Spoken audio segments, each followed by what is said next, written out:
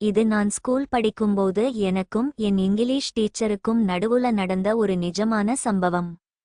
அவங்க பேரு வாசுகி. கல்யாணம் ஆகாத ரொம்ப அழகான ஒரு இளமையான டீச்சர். எங்க ஸ்கூல்லயே பசங்க கண்ணுக்கெல்லாம் அவங்க ஒரு தேவதை மாதிரி தான் தெரிவாங்க.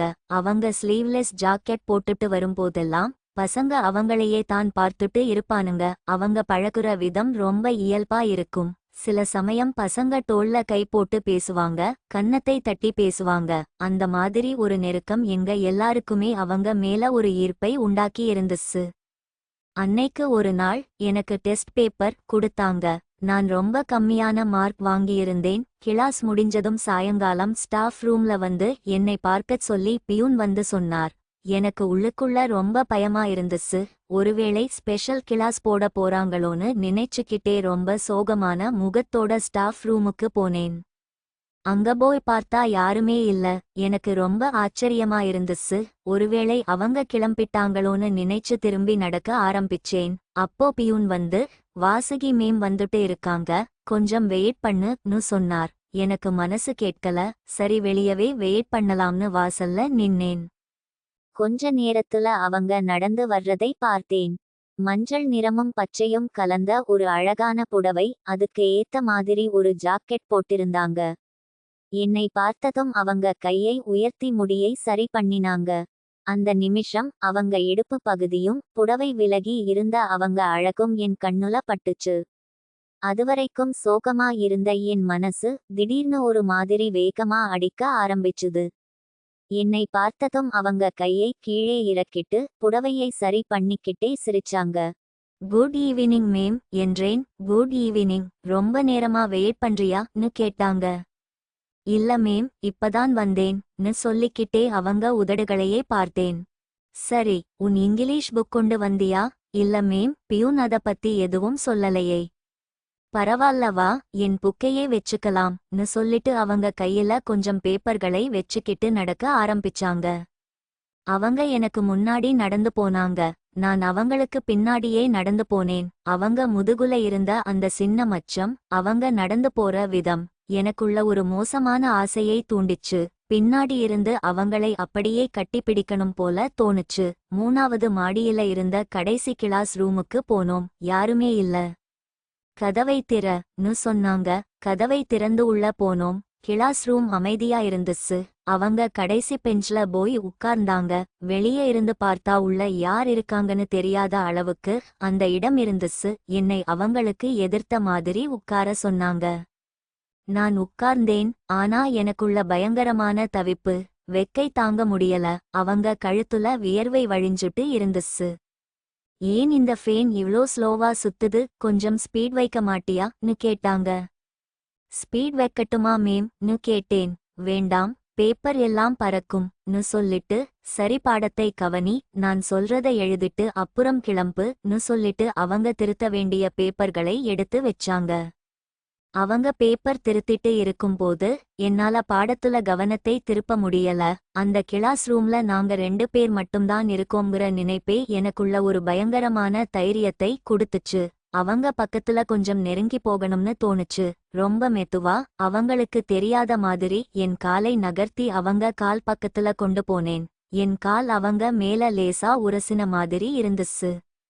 திடீர்னு அவங்க பேப்பர் திருத்துறத நிறுத்திட்டு நிமிர்ந்து என் கண்ணை நேரா பார்த்தாங்க. அந்த பார்வை, உனக்கு என்ன வேணும்னு கேக்குற மாதிரி இருந்துச்சு. எனக்கு உடம்பு தூக்கி வாரி போட்டுச்சு.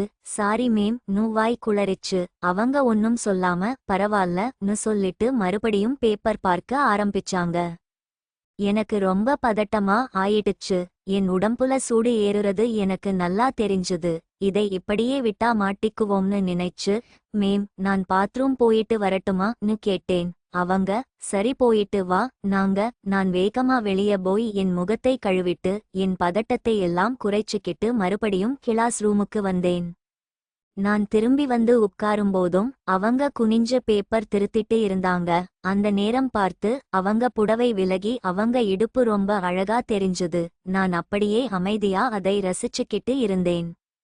திடீர்னு அவங்க நிமிர்ந்து பார்த்தாங்க. இந்த தடவை அவங்க முகத்துல கோபம். பேனாவை மூடி வச்சிட்டு என்னை முறைச்சாங்க. இங்க என்னடா நடக்குது? எனக்கு முன்னாடி உட்கார்ந்துகிட்டு என்ன வேலை பார்த்துட்டு இருக்க? என்ன தைரியம் உனக்கு? அவங்க குரல் அந்த கிளாஸ் ரூம்ல எதிரொலிச்சுது. எனக்கு கை கால் எல்லாம் நடுங்க ஆரம்பிச்சுடுச்சு. மாட்டிட்டோங்கிற பயம்.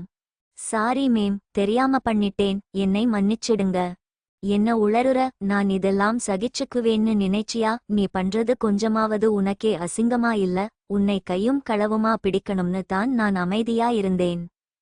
நான் அப்படியே அவங்க கால்ல விழுந்துட்டேன். இல்ல மேம், இனிமே இப்படி பண்ண மாட்டேன், ப்ளீஸ் மேம் கெஞ்ச ஆரம்பிச்சேன். கொஞ்ச நேரம் என்னை அமைதியா பார்த்தவங்க, சரி எந்திரி, உட்காருன்னு சொன்னாங்க. நான் தலை குனிஞ்சுகிட்டே நின்னேன். ஏன் இப்படி பண்ற? நீ ஒரு சுமாரான ஸ்டூடண்ட் தான்னாலும் ஒரு நல்ல பையன்னு நினைச்சேன். ஏன் உன் புத்தியை இப்படி கெடுத்துக்கிற? உன் லட்சியம் தான் என்னன்னு ரொம்ப மெதுவான குரல்ல கேட்டாங்க. நான் இன்ஜினியர் ஆகணும் மேம். அதுக்கு நீ எவ்ளோ கஷ்டப்பட்டு படிக்கணும்னு உனக்கு தெரியுமா? நல்லா வரவேண்டிய பையன் நீ இப்படி தப்பு தப்பா யோசிச்சு உன் வாழ்க்கையை கெடுத்துக்காதன்னு அட்வைஸ் பண்ணாங்க. நான் அமைதியா இருந்தேன். கொஞ்ச நேரம் அந்த கிளாஸ்ல ஒரு பெரிய மௌனம். ஃபேனோட சத்தம் மட்டும் கேட்டுட்டு இருந்துச்சு. திடீர்னு அந்த மௌனத்தை அவங்களே கலைச்சாங்க. இப்ப உண்மையை சொல்லு, என் மேல உனக்கு என்ன அப்படி ஒரு எண்ணம்? நான் ஷாக் ஆகி அவங்களை பார்த்தேன். பொய் சொல்லாத, எதையோ உன்னை ரொம்ப நேரமா பார்த்துட்டு இருக்க. என்ன பார்த்த?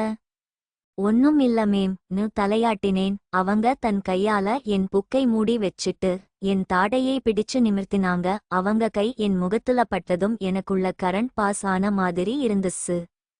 சொல்லு, என்னன்னு சொல்லு. நான் தயங்கி எனக்கு உங்களை ரொம்ப பிடிக்கும் மேம், உங்களை பார்க்கிறதே எனக்கு ரொம்ப பிடிக்கும்னு வார்த்தைகளை முழுங்கிக்கிட்டே சொன்னேன்.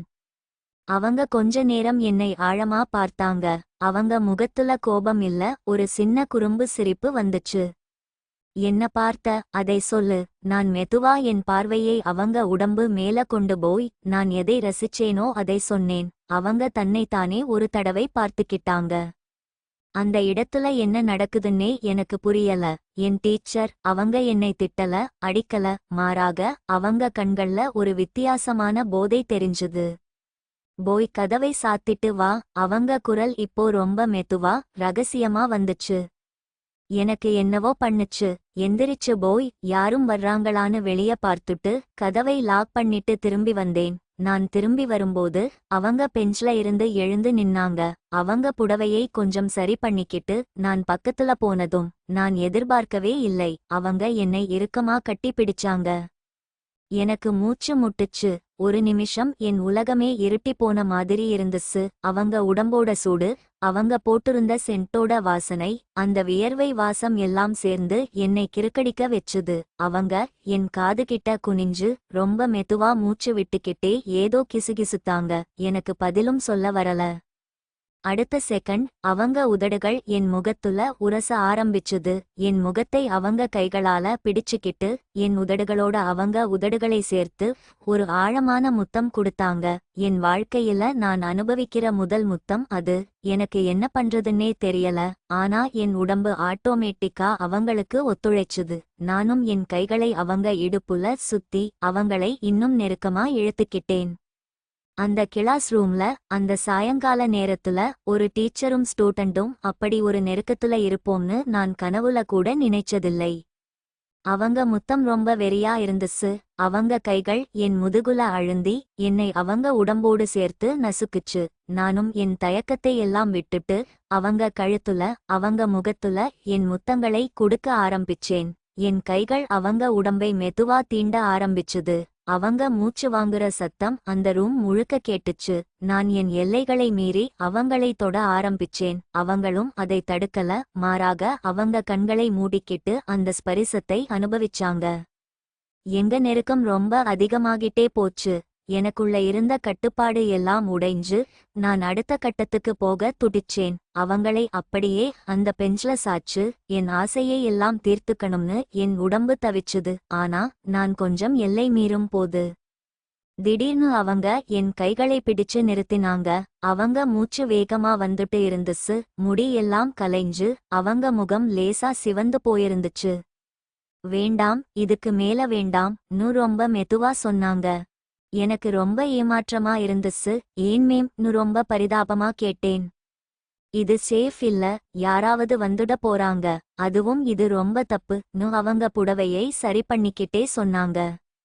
ஆனாலும் அந்த நெருக்கத்தோட சூடு அவங்க உடம்புல இன்னும் இருந்துச்சு. கொஞ்ச நேரம் 2 பேரும் எந்த வார்த்தையும் பேசிக்காம எங்க மூச்சு காத்து மட்டும் சத்தம் போடுற அளவுக்கு அமைதியா உட்கார்ந்திருந்தோம். அவங்க மறுபடியும் தன்னை முழுசா சரி பண்ணிக்கிட்டு என் தலையை லேசா கோதி விட்டாங்க.